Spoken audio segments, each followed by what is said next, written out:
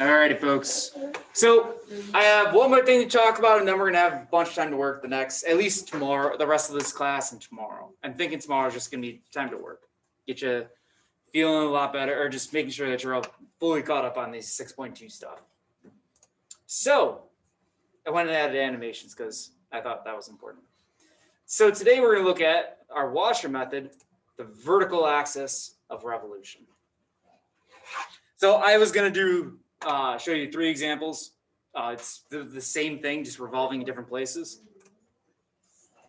Woo! Here's a region. That is that's x squared, y equals x squared, about from 0 to 2, and bounded by the y-axis or x-axis. So I want to revolve this region around x equals 0, the y-axis. So to help me out with that, I'm going to draw in rep rectangle to help me out. Again, I want to make sure I draw in rep rectangle so I get either a bunch of discs or washers when I revolve. So I'm going to draw in rep rectangle this way. Pretty much whichever axis you're revolving around for the methods we're using, turn it so rep rectangle is perpendicular to that axis. Is it adjacent, in other words? You could say adjacent, but less adjacent, more just perpendicular to the axis you're revolving. When we get to the shell method later, which we may or may not do it, that's different. There is a third one. We're not going to do shell method right now because it's not a required part of the AB test. It's something that you have to consider for BC, but it's technically part of Calc 1. So we just kind of skip over it because it's not an ABAP test. So here's rep rectangle. When we revolve it, we're going to get washers. So here's our big radius, our outer radius here. Here's our little radius right up here, our inner radius. So this is definitely a washer as I draw this in. Again, the width of it is the small part here. So that's in terms of dy. So that helps. The height of the rectangle is just 2 minus square root of y, which since we're doing a washer isn't super helpful. But the nice thing about mentioning a height is that when you're revolving around some different axis that isn't the vertical, like the y-axis or the x-axis, you can make sure your radii makes sense, because if you subtract the 2 radii, you should be able to still get the same height. But anyways, the equation for our big radius, while looking throughout it, is just 2. Right? No matter where I'm at with this big radius, it's always 2. And then the little radius is square root of y. The reason I have to do square root of y is because my width was dy, which means my variable is y. So even though this equation was y equals x squared, I need to solve that for x. So I have an equation in terms of y. And you solve that, when you solve y equals x squared for x, you get square root of y. So we know it's a washer, so let's plug it in to that expression. Just thinking I should make sure chat's open. And then there's my big radius. There's my little radius. Note the bounds here, by the way. The bounds are from 0 to 4 because I'm in terms of y. So I have to look at the y-axis again. What y values do I need to consider? Well, 0 all the way to 4. Boom.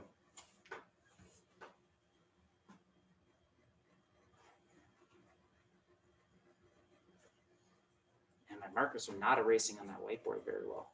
You can still see like most of everything that I did yesterday. See some red and green. It's all smeary. Hopefully not, but if you are, that's part of life. Okay. Yeah. How many fingers are you going to do? Oh, there's some fingers. Wait, what? That is completely different things. All right. What questions do you have before I move on to the next part?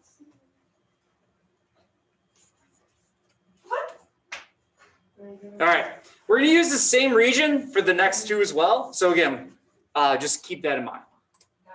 Dude, same region, but now instead, we're going to revolve it around the line x equals -3.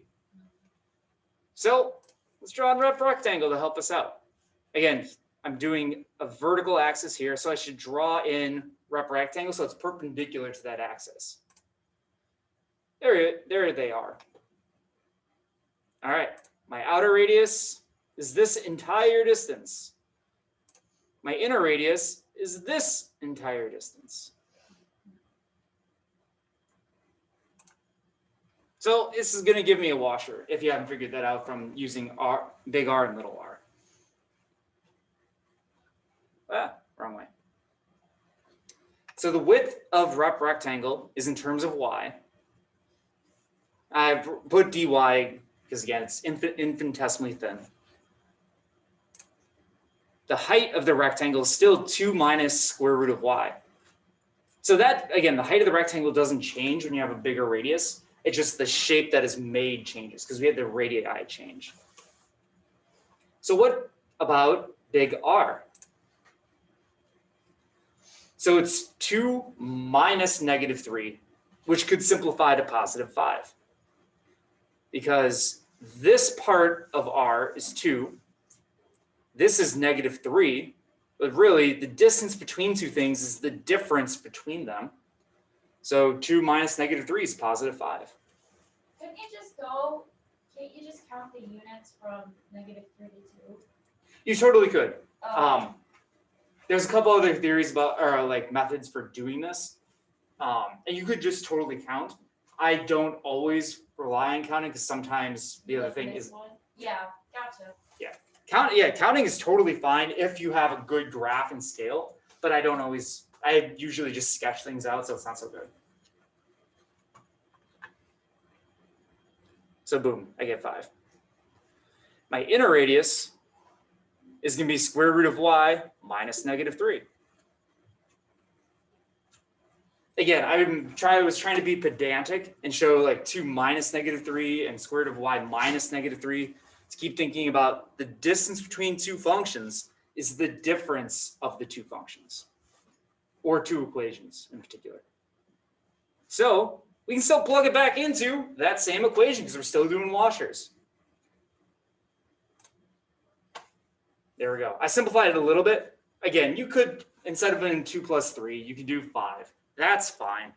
I put 2 plus 3 to emphasize how small changes, like moving the axis of revolution, doesn't change it by a whole lot, but it does change it, and I want to point out that change. And maybe you are able to see it, and I bet you most of you are. I have a hard time seeing it, so that's why I like doing like 2 plus 3 instead of changing it to 5. If I was going to work that out by hand, I definitely would change it to 5 and go from there. But if I was just writing it and then plugging in a calculator afterwards, it's fine. By the way, when you want to evaluate an integral like that in your calculator, it doesn't matter what variable you use. So just let you know that. It doesn't matter what variable you use when you put it in a calculator. The important thing is that you use a variable, just whatever you want to use. All right, here's the last one I have, and then you have the rest of the time to work on all 4 parts and try to get as many of them done as you can, and then tomorrow probably just be more work time on this. Woo, the same region. Now we're going to revolve it around x equals 3. Right there. It is not drawn to scale, but that's just about where I could put it. So let's draw a rep rectangle again. Woo, rep rectangle. Again, perpendicular to the axis of revolution. Here's the outer radius now. Here's the inner radius now. Remember, the distance between two functions is the difference of those functions. So washer, yay! We still have a dy is our width. Our height, I changed it around to be 2 minus square root of y. It really doesn't matter. It's the same regardless. No, I think it was 2 minus square root of y in the other one anyways. The height is still the same regardless of where we're at. But now the outer radius is going to be 3 minus square root of y. The question might be, why is it 3 minus square root of y? To help you think about it, if you turn this all 90 degrees counterclockwise, this entire distance right here, let me get the laser pointer. This entire distance here is 3. This distance right here is square root of y. I don't want either of those. I want the difference of them. Then that gives me my outer radius. So that's why it's 3 minus square root of y. My inner radius is 3 minus 2. This distance is 3. This distance is 2. I don't want either of them. I want the difference of them, which gives me that right there. Now that I know what my outer and inner radius are, boom. And there's the setup. Again, I could simplify 3 minus 2 there to 1. I'm not, because again, I want to just point out the differences about how these are set up and how they look.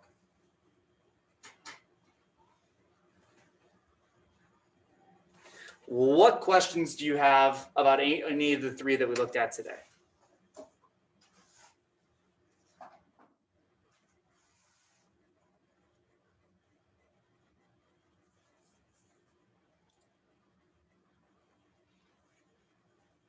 Saving all the questions for work time.